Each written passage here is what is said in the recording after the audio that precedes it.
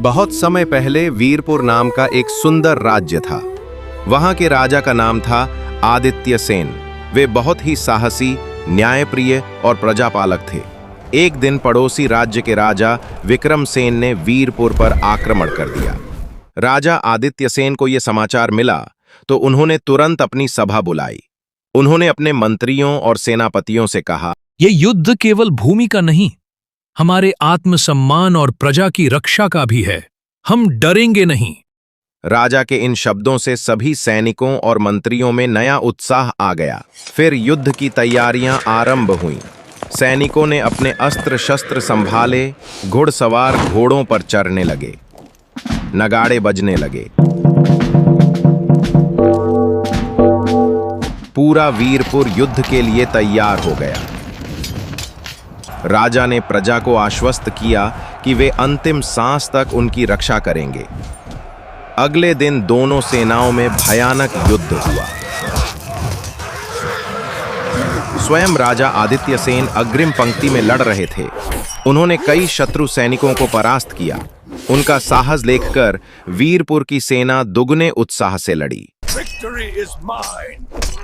अंततः राजा आदित्य सेन ने विक्रम सेन को युद्ध भूमि में परास्त किया। युद्ध के बाद जब वे अपने किले लौटे तो प्रजा ने फूल बरसाकर उनका स्वागत किया। सभी ने कहा, सच्चा राजा वही है जो अपने लोगों की रक्षा के लिए प्राणों की बाजी लगा दे। कुछ वर्षों बाद वीरपुर शांतिपूर्ण और समृद्ध हो गया। चारों ओर राजा आदित्य सेन की कीर्ति फैल गई। परंतु दक्षिण दिशा के एक क्रूर राजा भानुदेव को यह सहन नहीं हुआ। उसने वीरपुर पर आक्रमण करने की योजना बनाई। उसकी सेना में प्रशिक्षित घुड़सवार, हाथी दल, रथ और विशेष धनुर्धारी थे। जब यह समाचार वीरपुर पहुंचा तो कुछ मंत्रियों ने डर कर कहा, भानुदेव को संधि का प्रस्ताव भेज दें। परंतु राजा आदित्य सेन ने कहा, संधि तब होती है जब कोई न्यायप्रिय हो। भानुदेव निर्दयी है। प्रजा की रक्षा ही राजा का परम धर्म है। फिर युद्ध की तैयारियां आरंभ हुईं। इस बार आदित्य सेन ने सेना के साथ साथ नगर के युवाओं को भी प्रशिक्षण दिया। उन्होंने युद्ध नीति का अभ्यास कराया। जब भानुदेव की सेना वीरपुर पहुंची तो उसे किले के बाहर राजा आदित्य सेन स्वयं खड़े मिले। युद्ध का नगाड़ा बज उठा। भानुदेव ने आदित्य सेन को ललकारा, तैयार हो जाओ पराजय के लिए। दोनों सेनाओं के बीच भीषण युद्ध छिड़ गया।